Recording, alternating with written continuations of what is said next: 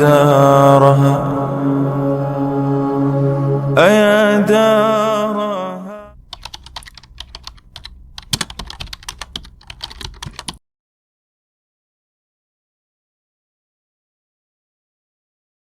باب التماس الوضوء إذا حانت الصلاة. باب استر بیان تلاش کردن آب وضو اذا حانت الصلاة، وقتی که وقت نماز میرسه، زمانی که وعده نماز میشه، انسان باید که آب تلاش کنه.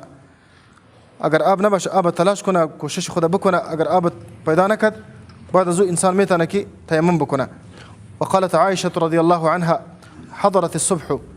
عائشة رضی الله عنها می فرماید که وقت نماز صبح حاضر شد، فالتمس الماء، پس آب تلاش شد، فلم یوجد، پس آب پیدا نشد، فنزل التیمم، پس نازل شد آیت تیمم. ایده یکی از سفرها بود که لاکت عایشه رضی الله عنها گم شده بود و به خاطر تلاش از او رسول الله به امرای صحابه کرام ماند و وقت نماز شد. آب نبود، آب تلاش کردن، آب نیفتن، فنزل التیمم، پس آیت تیمم نازل شد. اینجا مناسبت به امرای باب در اینمی جاست که فلتمس الماء، پس آب تلاش شد، مردم آب تلاش کردن خو لیکن نیفتن.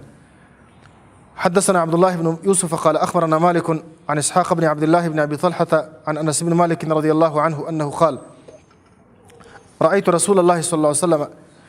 أنس بن مالك ميغا كما رسول الله صلى الله عليه وسلم ديدم، وحانت صلاة العصر، ووقت نماز دیگر شد، فالتمس الناس الوضوء، پس تلاش کردن مردم آب وضو را.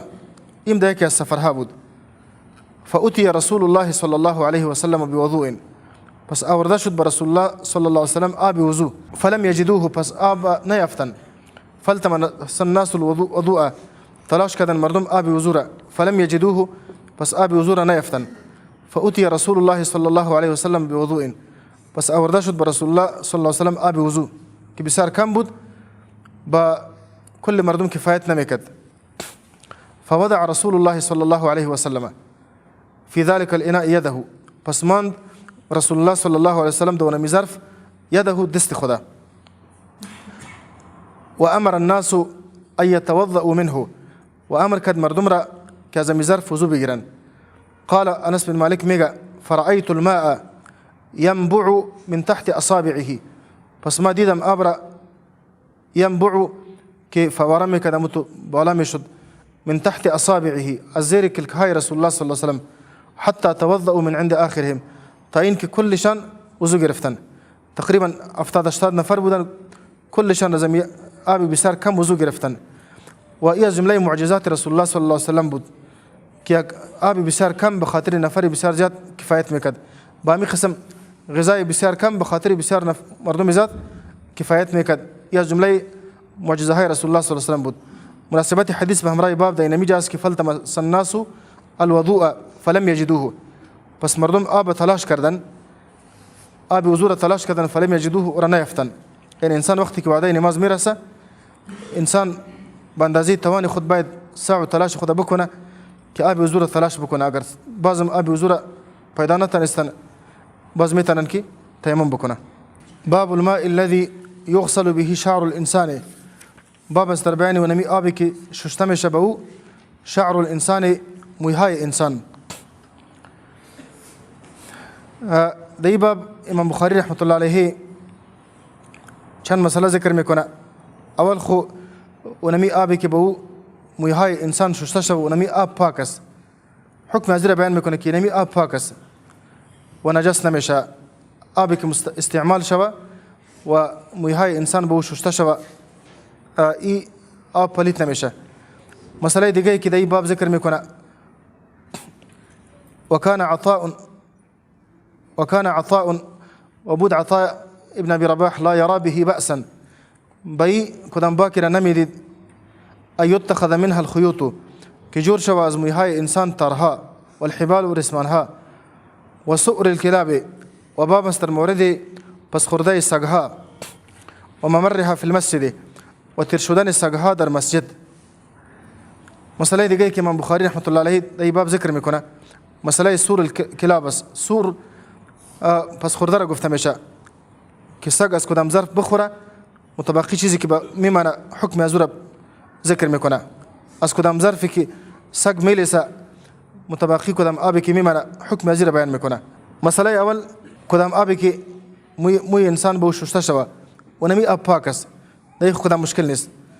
مسئله دوم از کدام ظرفی که سگ میلیسه دو کدام آب باقی میمانه آیا و نمی آب پاک است یا پلیت میشه. از امام بخاری رحمت الله علیه نظرش چیز که نمی آب پاک است، دیگه کدام مشکل نیست. گرچه امام بخاری رحمت الله علیه عالم بسیار بزرگ است و خودش مجتهد است، لیکن بسا وقت علمای بسیار بزرگ در یک مسئله اشتباه میکنه، چرا که اجتهاد امام بخاری مخالف حدیث است. امام مالک رحمت الله علیه هم به این نظر است که پس خورده سگ پاک است. امام بخاری به این نظر است که پس خورده سگ پاک است. به نزد امام بخاری رحمت الله علیه شستن و نمی ظرفی که سگ از او میلیسه مستحب است به خاطر که پاک است، و به نزد امام مالک رحمت الله علیه شستنش واجب است، اما وجوب اینمی حکم تعبدی است. در این مسئله اختلاف است که آیا در حدیث می آید وقتی که سگ از کدام ظرف میلیسه و را شما 7 مرتبه بشوین، آیا اینمی حکم تعبدی هست یا حکم معقول المعنی است؟ تعبدی به این معنی که ما حکمتش نمیفهمیم، لیکن الله و رسول به این امر کرده اینا باید بکنیم، و معقول المعنی به این معنی که ما حکمتش میفهمیم که این ظرف نجس میشه پلیت میشه، از این خاطر الله و رسول به 7 مرتبه شستن از این امر کرده به خاطر طهارتش که پاک شوه. به نزد جمهور علما از کدام ظرفی که سگ میلیسه و نمی ظرف پلیت میشه، حتی کدام آبی که در او باقی میمانه و نمی آب ریختانده شوه، مثل که در بعض روایت های از حدیث آمده که فلیورق ما فیه، آنچه که در ظرف باشه و ریختانده شوه، و بعض ظرف 7 مرتبه شسته شوه. بناء این دلالت به این میکنه که پس خورده سگ نجس است و نجاستش خیلی غلیظ است، به خاطر که دیگه نجاست ها با اندکی شستن پاک میشه. اما کدام ظرفی که سگ از او میلیسه زبان خود میلیسه و به حد اقل 7 مرتبه باید شسته شوه، بدون از این پاک نمیشه، و 1 مرتبه به همراه خاک شسته شوه. این به خاطر از اینکه پلیت است. در بعض روایت های از این حدیث آمده که طهور انای احدکم اذا ولغ فیه الکلب، پاک شدن ظرف یکی از شما زمانی که سگ در زبان خود میلیسه است که به 7 مرتبه شسته شوه. لفظ طهور دلالت به این میکنه که ظرف پلیت میشه، نجس میشه، پاک شدنش به این شکل میشه که 7 مرتبه شسته شوه. لیکن امام مالک رحمت الله علیه نظرش است که نمی حکم تعبدی است، نجس خو نیست، لیکن الله و رسول ما به این مکلف ساخته که نمی حکم باید انجام بدیم، واجب است، خو واجب تعبدی است. وقال الزهري، وقفت امام الزهري اذا ولغ في اناء، زمانی که سگ زبان خود در کدام ظرف میلیسه لیس له وضوء، که نباشه برای یک شخص آب وضو غیر از پس خورده سگ یتوضأ به، بینمی پس خورده سگ باید که وضو بگیره، یعنی به نزد امام زهری کنم مشکل نداره. وقال سفیان الثوری میگه هذا الفقه بعینه، این می نظری که امام زهری پیش کرده که زمانی که یک ظرف سگ زبان خود میلیسه و دیگه آب نباشه، بینمی آب وضو گرفته شوه، این عین فقاهت است. میگه يقول الله تعالى، بخاطر که الله می فرماید فلم تجدوا ماء فتيمموا صعيدا طيبا، الله عز وجل می فرماید که زمانی که شما آب پیدا نکنین فتيمموا صعيدا طيبا، پس شما قصد بکنین زمین پاک را، بس شما تیمم بکنین، و هذا ماء، و اینمی آبی که سگ ازو خورده اینمی آب است، از این خاطر فلم تجدوا ماء نمیشه، اذا جمله فلم تجدوا ماء نمیایه، از این خاطر باید که وضو شوه.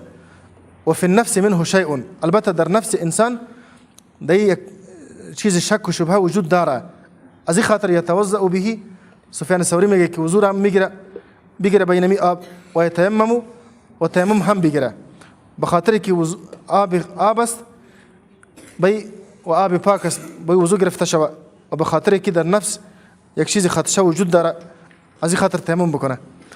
لیکن این نظر که امام بخاری داره، نظر که سفیان الثوری و زهری داره، این نظر مرجوح است.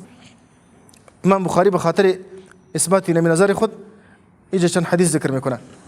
حدثنا مالك بن اسماعيل قال حدثنا اسرائيل عن عاصم عن ابن سيرين قال قلت لعبيدة عندنا من شعر النبي صلى الله عليه وسلم أصبناه من قبل أنس.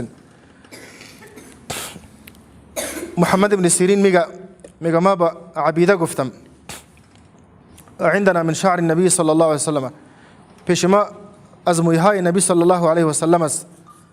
اصبناه من قبل انس، که به او ما رسیدیم از طرف انس، یعنی نمی مویها از طرف انس بن مالک به ما داده شده. او من قبل اهل انس، یا از طرف فامیل انس به ما داده شده.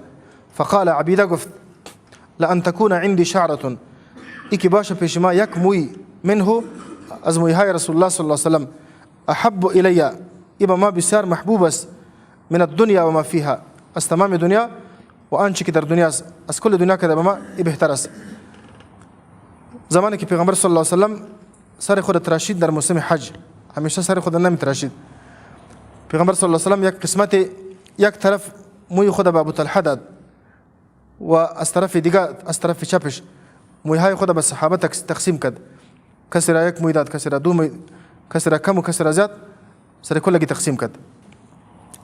به خاطر که مویهای پیغمبر صلی الله علیه و سلم، اعضای جسد پیغمبر صلی الله علیه و سلم و آثار پیغمبر اسلام، لباس و غیره، این کلش صحابه به این تبرک می جستن، به خاطر تبرک از استفاده می کردن. و ایجا دی حدیث دیگه ذکر میشه.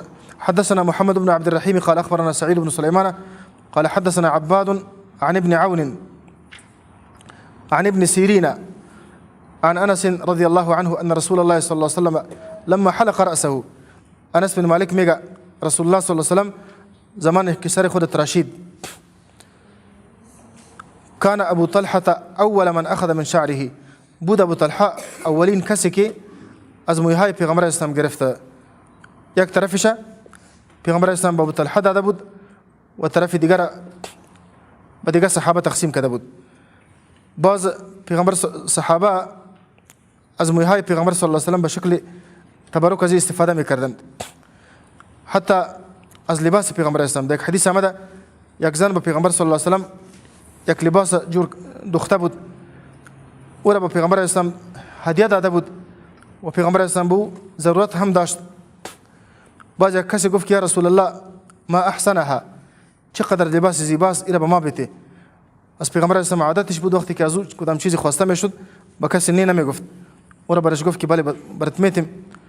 باز دیگه صحابه گفتن با این صحابی که ما احسنت، تو کاری خوب نکردی، به خاطر که رسول الله صلی الله علیه و سلم خودش به این محتاج بود و ایره خودت از پیش از او گرفتی و تو میفهمی که کسی که از پیش از او سوال بکنه رد نمیکنه. باز او گفت که ما به خاطر پوشیدن ایره از پیش از او نخواستم، بلکه به خاطر ازی خواستم که این کفن ما شوه، به خاطر تبرکی کار کردم.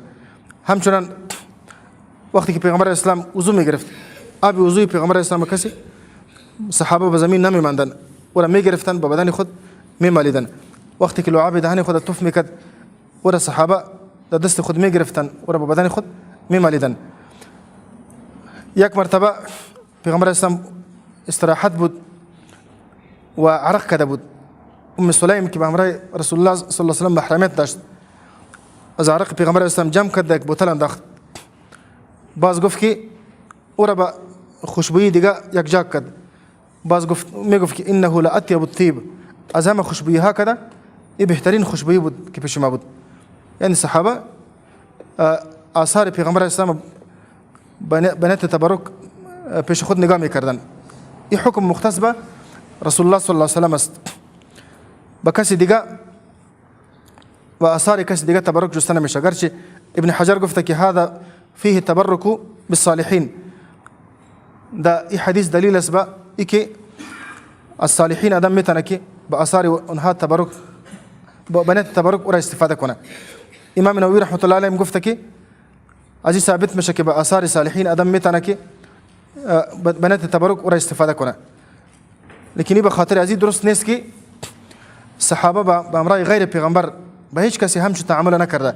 با آثار ابوبکر، با آثار عمر، با آثار عثمان عشره مبشره و دیگه صحابه آثارشان به حیث تبرک از او استفاده نکرده. یا جمله خصوصیت های رسول الله صلی الله علیه و سلم بود. خو اینجا به خاطر ازی باز کسی که مریض میشد مویهای پیغمبر صلی الله علیه و سلم را د آب می انداختن و نمی آب سرش می خوراندن، باز الله او را شفا میداد. این ازی معلوم میشه که موی پیغمبر اسلام پاک است، گرچه مسئله تبرک خصوصیت رسول الله صلی الله علیه و سلم است، اما د عام مسائل رسول الله صلی الله علیه و سلم به امرای امت برابر است. مثل که موی از او پاک است و آب موی از او پاک است. اگر موی کسی دیگه با کدام آب شسته شود و نمی آب هم پاک است. این حدیث امام بخاری به خاطر ازی آورده که با کدام آبی که موی انسان شسته شود و نمی آب پاک است. حدثنا عبد الله بن يوسف عن مالك عن ابي الزناد عن الاعرج عن ابي هريره رضي الله عنه قال ان رسول الله صلى الله عليه وسلم قال اذا شرب الكلب في اناء احدكم فليغسله 7. ابو هريره میگه که رسول الله صلی الله علیه وسلم فرموده اذا شرب الكلب في اناء احدكم، زمانی که سگ آب می نوشه فی اناء احدكم در ظرف یکی از شما، فليغسله 7 او را 7 مرتبه بشویه. در دیگر روایت ها آمده که اولاهن بالتراب، مرتبه اول به امرای خاک شسته شوه. در بعض روایت ها آمده که احداهن بالتراب، یک مرتبه به امرای خاک شسته شوه. در بعض روایت ها آمده که وعفروه الثامنه بالتراب، دفعه هشتم به امرای خاک او را بشوین. خو روایت اولاهن نسبت به هم روایت ها قوی است که دفعه اول به امرای خاک شسته شوه. دی حکمت است که در دهان سگ جراثیم است، یعنی آل ثابت شده که اونمی جراثیم غیر از خاک دیگه چیزی او را کشته نمیتونه. این از جمله معجزه های علمی پیغمبر صلی الله علیه و سلم است که پیغمبر اسلام چه وقت پیش گپ گفته بود که یک مرتبه به امرای خاک شسته شوه و 7 مرتبه پس خورده کدام ظرفی که سگ از او میلیسه شسته شوه. و آل علم ثابت کرده که اینمی حکم آل ثابت شده که از کدام ظرفی که سگ میلیسه بدون خاک دیگه چیز جراثیمی از او را کشته نمیتونه. امام بخاری رحمت الله علیه نظرش است که اینمی شستن امر مستحب است، این را به وجوب حمل نمیکنه. از همین خاطر دیگه حدیث ذکر میکنه به خاطر ازی که پس خورده سگ پاک است. وقال احمد بن شبيب حدثنا ابي عن يونس عن ابن شهاب قال حدثني حمزه بن عبد الله عن ابيه قال كانت الكلاب تبول وتقبل وتدبر في المسجد. عبد الله بن عمر رضي الله عنهما روایت میکنه قال كانت الكلاب تبول وتقبل وتدبر في المسجد في زمان رسول الله صلى الله عليه وسلم. عبد الله بن عمر میگه که سگها در زمان رسول الله صلی الله علیه وسلم باول میکرد و میرفت میآمد در مسجد در زمان رسول الله صلی الله علیه وسلم، فلم يرشون شيئا من ذلك، پس اونها او پاش نمیکردن هیچ قسمت ازی جاها را که سگ در اوجا باول میکرد و رفت و آمد میکرد. از این حدیث امام بخاری استدلال میکنه که از این معلوم میشه که اونمی حکمی که در حدیث گذشته هست و حکم استحبابی است. این دلالت به نجاست پس خورده سگ نمیکنه، به خاطر که در زمان پیغمبر اسلام سگها در مسجد میرفت و میآمد چتلیم میکرد، لیکن اونمی جا شسته نمیشد. لیکن این گپ این به طریقه تخمین است، اینطور نیست که 100% دیده میشد که باول که سگ در فلانه جا باول کرده و بعد صحابه او را نشسته باشه. این قسم نیست. یعنی احتمالا و ما شما پیشتر گفته بودیم که با محض احتمال با محض شک یک جای نجس و پلید نمیشه. اگر به صحابه مشخص میشدن با صحابه و نمی جا را میشستن، لیکن اینطور مورد ثابت نیست. بنابراین این حدیث دلیل ازی شده نمیتونه که پس خورده سگ پاک باشه. حدثنا حفص بن عمر قال حدثنا شعبة عن ابن ابي السفر عن الشعبي عن عدي بن حاتم رضي الله عنه قال سألت النبي صلى الله عليه وسلم فقال. عدي بن حاتم رضی الله عنه یک صحابی بود که اینمی صحابی زیاد شکار خوش داشت.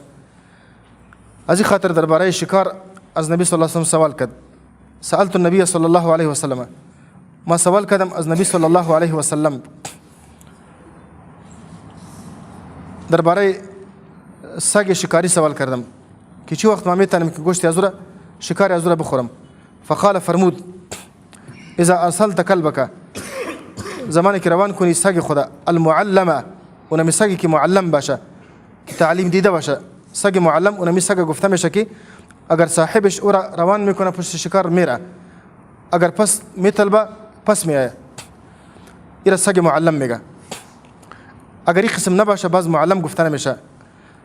فقتل، پس قتل کنه شکاره، فکل، پس ازو بخور، و اذا اکل، و اگر ازو خورده بود فلا تأکل، پس نخور.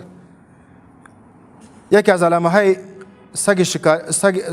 سگی که معلم باشه شکاری باشه ایست که وقت شکاری گفته میشه، معلم گفته میشه که اگر کسی او را پشت شکار روان میکنه شکار نمیخوره بلکه به صاحبش نگاه میکنه، و اگر از شکار میخوره این دلیل عزیز که این سگ درست معلم نیست.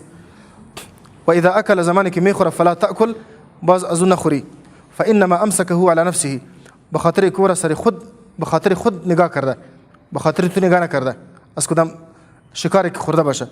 قلت، عدی بن حاتم میگه ما گفتم ارسل کلبی، ما سگ خود روان میکنم، فاجد معه کلبا آخر، پس ما میابم به امرای ازو سگ دیگه. قال، فرمود فلا تأکل، باز نخور. فانما سمیت على کلبک، بخاطر که تو بسم الله را به سگ خود گفتی زمانی که روانش میکردی، ولم تسمی على کلب آخر، و تو به سگ دیگه بسم الله را نگفتی. از این حدیث معلوم میشه که سگ شکاری شکارش وقت حلال است که با چند شرط. یکی خو سگ معلم باشه، معلم ایرا گفته میشه که هر زمانی که او را تو روان میکنی میره، اگر پس میطلبی پس میایه. دیگه شرطش ایست که در وقت ارسال نام الله را یاد کرده باشی. فانما سمیت على کلبک، بخاطر که تو نام الله را به کلب خود، به سگ خود یاد گرفتی. ولم تسمی على کلب آخر، و نام الله را به سگ دیگه یاد نکردی. بسم الله گفتن این شرط است بخاطر حلال بودن شکار سگ. و دیگه شرط بخاطر شکار سگ شکاری است که نخورده باشه از شکار. اگر خورده باشه بازم شکار از حلال نیست. و اذا اکل فلا تأکل، زمانی که از خورده باشه باز شکار از نخوری. شرط چهارم است که سگ دیگه به همراهش نباشه. در صورتی که سگ دیگه به همراهش باشه باز شکار از حلال نیست. امام بخاری رحمت الله علیه در اینجا از این حدیث استدلال میکنه که زمانی که سگ شکار میگیره و را میکشه، وقتی که او حلال است از این معلوم میشه که پس خورده سگ حلال است، بخاطر که رسول الله صلی الله علیه و سلم در این حدیث امر نکرده که از کدام جایی که سگ خورده باشه و نمیجره بشوی. از این معلوم میشه که پس خورده سگ حلال است.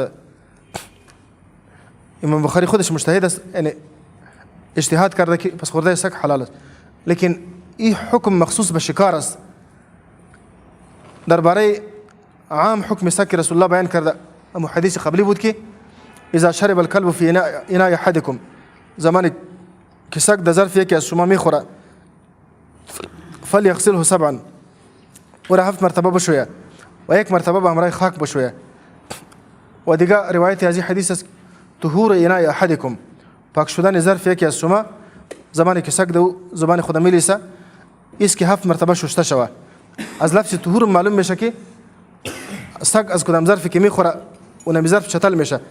و در یک روایت از این حدیث آمده که فلیورق ما فیه، زمانی که سگ از کدام ظرف میخوره فلیورق ما فیه، آنچه که در ظرف باشه او را بریزانه و باز می ظرف 7 مرتبه بشویه.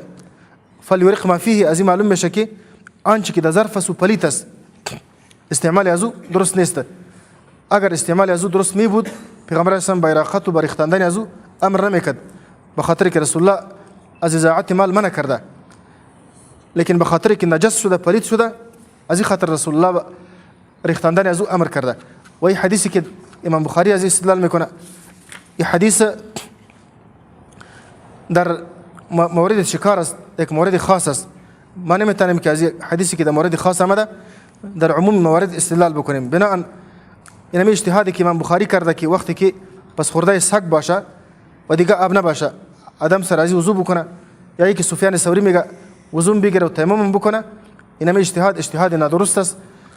درباره کدام آبی که الله گفته که فلم تجدوا ماء، مراد از آب پاک است و پاک کننده است. در اون صورت اگر انسان آب پاک پیدا میکنه باز آدم باید وضو بگیره و این آب چون نجس است پلیت است، از این خاطر بین آب خود چتل کردن و باز به تیمم خود پاک کردن این چیزی است که خلاف نصوص است. در این مورد با وجود از اینکه امام بخاری و سفیان ثوری امام زهری از جمله بزرگان علما است، لیکن در این مورد اجتهادشان خطا است و حکم درست این است که از کدام ظرفی که سگ در زبان خود میلیسه آب میخوره یا چیز را میخوره و نمی ظرف هم پلیت میشه و چیزی که در ظرف است اون پلیت میشه، باید که شسته شود. ابو هریره از نبی صلی الله علیه و سلم روایت کرده که نبی صلی الله علیه و سلم فرموده ان رجلا رأى كلبا، یک شخص دید یک سگ یأکل الثرى که میخورد الثرى لا میخورد اما گلهای تر میخورد من العطش از گرسنگی از تشنگی، از اینکه زیاد تشنه بود در گرد یک چا کدام گل و لایکی بود و نمیره میخورد. فاخذ الرجل خفه، پس گرفت مو شخص موزه خدا، فجعل یغرف له به، پس شروع شد که آب می گرفت له برای سگ به به توسط موزه خود، حتی ارواه تا این که ورا سیراب کرد. فشکر الله له، پس الله عز وجل اینمی عملی شخص قبول کرد و ادخله الجنه، و الله عز وجل ورا به جنت داخل کرد. از این حدیث امام بخاری رحمت الله علیه استدلال میکنه به خاطر پاک بودن پس خورده سگ، که سگ پس خوردهش پاک است، به خاطر که وقتی که اینمی نفر سگ گرفت و وقتی که این نفر موزه خود کشید و به توسط موزه از چا آب کشید و سگ سیراب کرد، از این معلوم میشه که امی موزه از این چتل نشد، پس خورده سگ از این ثابت میشه که پاک است. لیکن امی استدلال امام بخاری رحمت الله علیه استدلال بسیار ضعیف است، با وجود از اینکه امام بخاری یک امام بسیار بزرگ است. این حدیث درباره احسان کردن به مخلوق الله است که پیغمبر صلی الله علیه و سلم یک کسی که به یکی از مخلوقات الله که سگ است احسان کرده، الله عز وجل اینمی عملش قبول کرده و این سبب داخل شدن جنت از او گردانیده. پس اگر انسان به همراه انسانها احسان بکنه، به همراه بندگان اینه که الله تعالی احسان بکنه، که الله عز وجل به او چقدر پاداش زیاد میده. وقتی که الله تعالی در برابر یک سگی که چتلم است، یک کسی که امو سگ سیراب کرد، الله تعالی قدر اجر پاداش بزرگ برش داد. پس اگر کسی یک انسان به همراهش کمک میکنه، احسان میکنه، یعنی حدیث در مورد احسان کردن به مخلوق الله است. باقی در حدیث این موضوع ذکر نشده که پس خورده سگ یا پاک است یا نجس است، این موضوع ذکر نشده.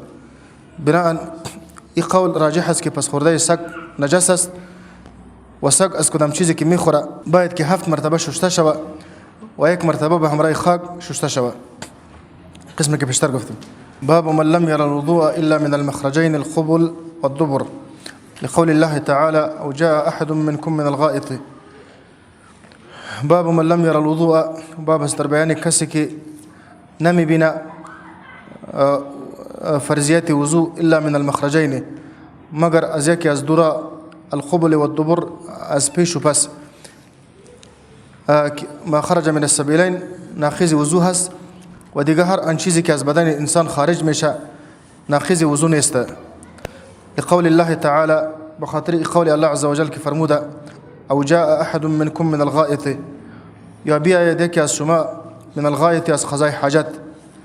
یعنی از این معلوم میشه که وقتی که انسان قضای حاجت میکنه، قضای حاجت از جمله نواقض وضوء هست، وضوء انسان نقض میکنه. وقال عطاء في من يخرج من دبره الدود، و عطا ابن ابی رباح گفته درباره کسی که از دبر ازو کرم بیرون میشه او من ذکره نحو القمله یا بیرون میشه از عضو تناسلی ازو به مثل شپش باره چیزی بیرون میشه و عید الوضوء وضوی خود اعاده کنه. این هر آن چیزی که از قبل و دبر از یکی از دو راه ها بیرون میشه ناقض وضو هست. وقال جابر بن عبد الله رضي الله عنه إذا ضحك في الصلاة أعاد الصلاة ولم يعد الوضوء. جابر بن عبد الله رضي الله عنه گفته زمانی که کسی در نماز خنده میکنه اعاد الوضوء نماز خود اعاد الصلاة نماز خود اعاده کنه ولم يعد الوضوء و وضوء خود اعاده نکنه.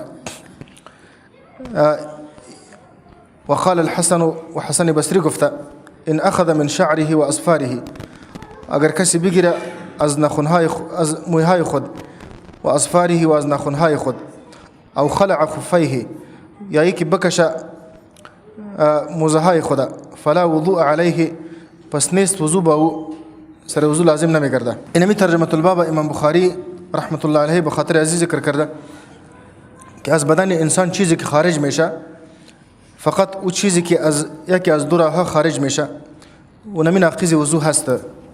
غیر از بدن انسان هر چیزی که خارج میشه ناقض وضو نیست.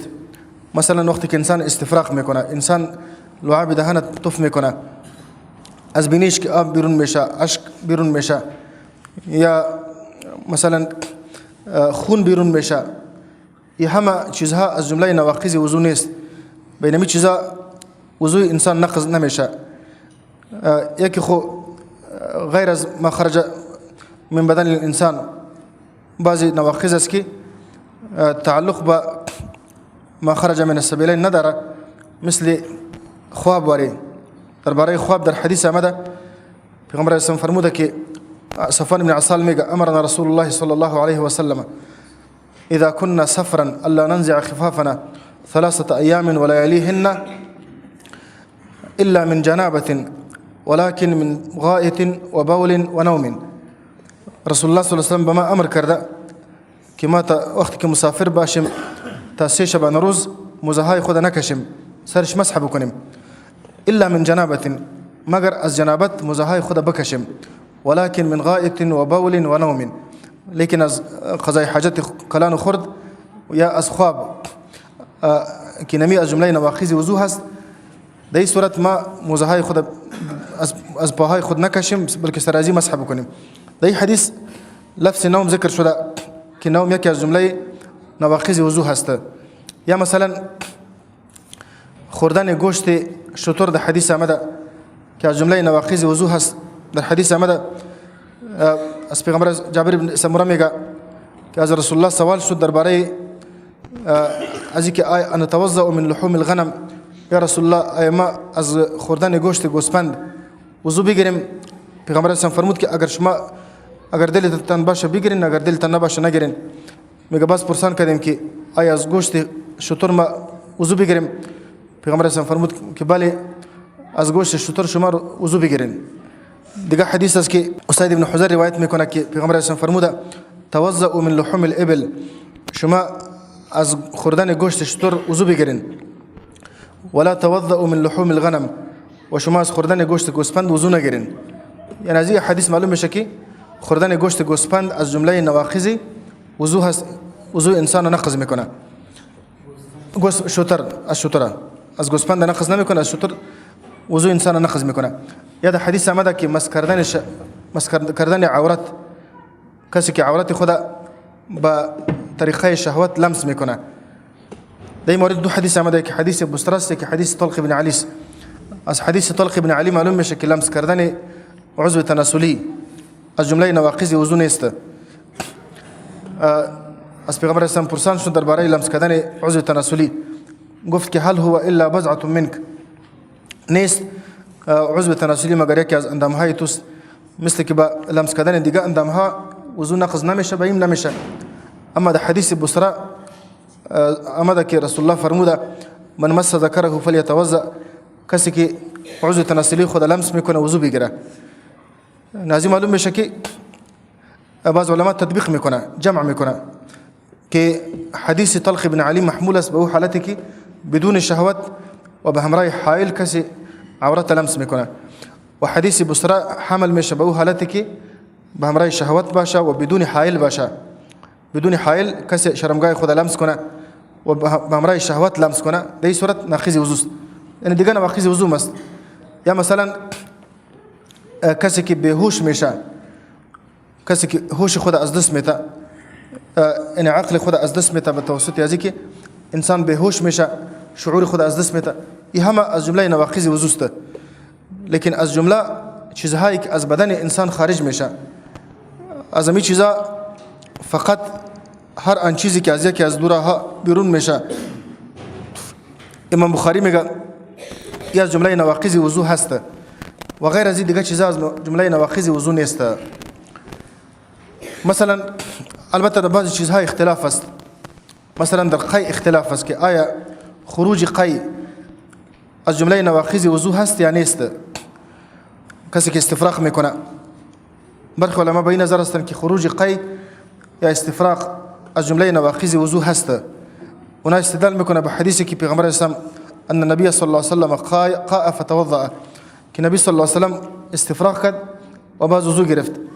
لیکن اول خو حدیث ضعیف است و اگر حدیث ضعیف هم نباشه قوی هم میبود، این مجرد فعل است، النفس فعل رسول الله امر نیست. بمجرد فعل رسول الله صلی الله علیه و سلم سبب وجوب یا سبب تحریم نمیگرده، سبب وجوب نمیگرده، بلکه محمول به استحباب میشه که رسول الله صلی الله علیه و سلم استفراغ کرده وضو گرفته، محمول به استحباب میشه. بناء به خاطر استفراغ یا به خاطر قی، چون حدیث قوی وجود نداره، از این خاطر خروج قی به نظر راجح از جمله اسباب نقض وضو نیست. در این مورد یک حدیث آمده و همچنان خروج خون، در این مورد اختلاف است، آیا خون از بدن کسی که بیرون میشه، خروج خون از جمله نواقض وضو هست یا نیست. در این مسئله هم اختلاف نظر است در بین ائمه و علما. کسی خروج خون ناقض وضو میدانه و کسی ایره ناقض وضو نمیدانه. کسایی که ناقض وضو میدانه اونا استدلال میکنه به حدیث ام المؤمنین عایشه رضی الله عنها که او میفرماید رسول الله فرموده من اصابه رعاف او قیء او قلس او مزي وهو في الصلاه فليتوضأ وليبني على صلاته وهو في ذلك لا يتكلم. کسی که در نماز باشه و بینیش خون شوه یا استفراغ بکنه یا آب از دهانش برایه، آب سفید از دهانش برایه و یا مزی بیرون شوه ازو و در نماز باشه، فلینصرف، نماز خود قطع کنه، ولیتوضأ و وضو بگیره، ولیبنی علی صلاته، با نماز خود بنا بکنه. انت کدام جایی که نماز خوانده بود از اونجا باز نماز خود ادامه بده. و هو فی ذلک لا یتکلم، به شرطی که سخن نگفته باشه. این حدیث از این معلوم میشه که خروج خون از جمله نواقض وضو هست. لیکن در سند حدیث یک راوی به نام ابوبکر بن عیاش است. ابوبکر بن عیاش در مورد از علما گفته که این کسی هست که وقتی که از علمای شام روایت میکنه روایتش قابل قبول هست، اما وقتی که از علمای حجاز روایت میکنه باز روایتش ضعیف است. این روایت از علمای حجازیون است، از این خاطر به اتفاق محدثین این روایتش ضعیف است و به روایت ضعیف یک حکم ثابت نمیشه، حکم شرعی به روایت ضعیف ثابت نمیشه. بناء اصلا اصل براءت الذمه هست. براءت الذمه به این معنی که یک انسانی که با وضو باشه تا وقتی با وضو شمرده میشه تا که یکی از نواقض شرعی به وجود نامده باشه. نواقض شرعی اون نواقض گفته میشه که با احادیث قوی ثابت باشه، که حدیث قوی او را ناقض وضو گفته باشه. چون با حدیث قوی درباره خروج خون ثابت نیست که خروج خون از جمله نواقض وضو باشه، از این خاطر نظر راجح است که بیرون شدن خون از جمله نواقض وضو نیست و آثار صحابه هم ایرا تایید میکنه. الاصل براءت ذمه، اصل براءت ذمه هست، یعنی سر کسی وضو لازم نیست تا که الله و رسول سرش لازم نکرده باشه. و آثار صحابه هم ایرا تایید میکنه. اینجا امام بخاری رحمت الله علیه که از آثار صحابه را ذکر میکنه، گفته که خو از جابر بن عبدالله روایت کرده که ان النبی صلی الله علیه وسلم کان فی غزوه ذات الرقاع، که نبی صلی الله علیه وسلم در غزوه ذات الرقاع بود. فرمی رجل بسهم، یک کسی به تیر زده شد. فنزفه الدم، پس خون از او به کثرت جاری شد. فرکع و سجد و مضى فی صلاته، رکوع کرد و سجده کرد و نماز خود ادامه داد. از این روایت معلوم میشه که در بین صحابه خون از جمله نواقض وضو شمرده نمیشد. اگر خون از جمله نواقض وضو می بود، این صحابی باید که نماز خود ختم میکرد. ما پیشتر گفته بودیم که در ابتدای از بحث کتاب الوضو که ابتدای نماز بدون وضو هم حرام است و ادامه دادن نماز بدون وضو هم حرام است. مثل که ابتدای نماز بدون وضو حرام است، با همین قسم اگر کسی در خلال نماز به وضو میشه، اگر نماز خود ادامه میده، مرتکب گناه میشه، مرتکب یک کار حرام میشه. از این خاطر این صحابی وقتی که نماز خود بعد از اینکه خون از بدنش جاری بود، وقتی که نماز خود ادامه داده، از این معلوم میشه که خون در بین صحابه از جمله نواقض وضو نبود خروجش. همچنان عمر رضی الله عنه وقتی که در نماز صبح به خنجر زده شد، خون از بدنش جاری بود، تنها میخواد کرد که بجای خود عبدالرحمن بن عوف رضی الله عنه را خلیفه خود تعیین کرد و را پیش کرد، اما نماز خود پورا کرد، نماز خود قطع نکرد. و دیگه امام بخاری ذکر میکنه که عبدالله بن عمر رضی الله عنه یک عصر بصرة فی وجهی، یک دانایی که در رویش بود و را اموت پیشخ کرد، از اون خون برآمد، نماز خواند و وضو را نگرفت. و عبدالله بن ابی اوفا بزق دما، خون تف کرد و وضو را نگرفت و نماز خواند. ابو هریره رضی الله عنه در بینی خود کلک خود داخل کرد و کلکش خون آلود بود، یعنی خون بینیش خون بود، لیکن وضو را نگرفت و نماز خواند. پس آثار صحابه به دلالت میکنه که خون از جمله نواقض وضو نیست. حسن بصری هم گفته که ما زال المسلمون یصلون فی جراحاتهم، مسلمانان همیشه در زخمهای خود نماز میخواندن. طبعا وقتی که انسان زخمی شه و خون جاری میشه، نماز خود قطع نمیکردن، نماز خود میخواندن. از این همه آثار صحابه ثابت میشه که خون از جمله خروج خون از جمله نواقض وضو نیست.